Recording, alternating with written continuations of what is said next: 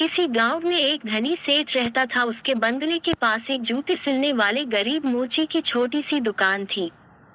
उस मोची की एक खास आदत थी कि जो जब भी जूते सिलता तो भगवान के भजन गुनगुनाता रहता था, लेकिन सेठ ने कभी उसके भजनों की तरफ ध्यान नहीं दिया। एक दिन सेठ व्यापार के सिलसिले में विदेश गया और घर लौटते वक्त उसकी तबीयत बहुत खराब हो गई।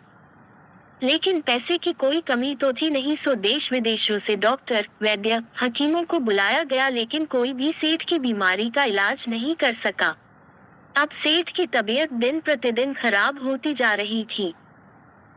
वह चल फिर भी नहीं पाता था। एक दिन वह घर में अपने बिस्तर पे लेटा था, अचानक उसके कान में मोची के भजन गाने की आवाज सुनाई दी।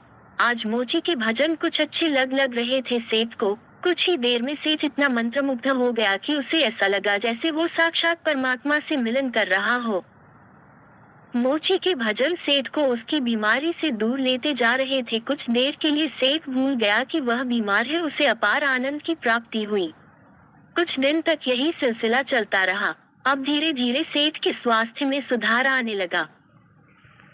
एक दिन उसने मोची को बुलाया और कहा, मेरी बीमारी का इलाज बड़े बड़े डॉक्टर नहीं कर पाए, लेकिन तुम्हारे भजन ने मेरा स्वास्थ्य सुधार दिया। ये लो 1000 रुपये इनाम। मोची खुश होते हुए पैसे लेकर चला गया।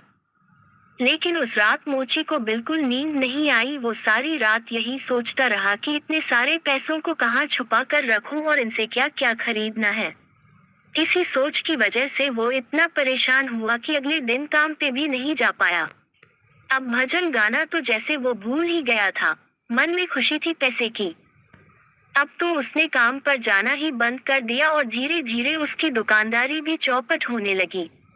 इधर सेठ की बीमारी फिर से बढ़ती जा रही थी।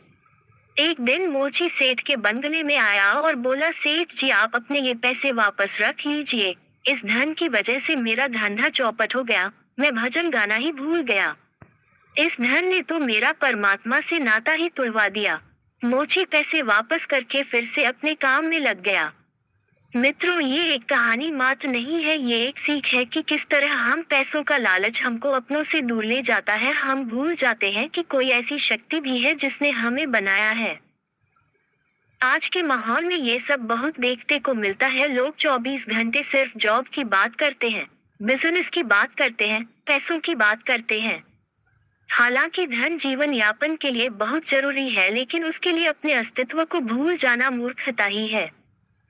आप खूब पैसा कमाए, लेकिन साथ ही साथ अपने माता पिता की सेवा करिए, दूसरों के हित की बातें सोचिए और भगवान का स्मरण करिए। यही इस कहानी की शिक्षा है।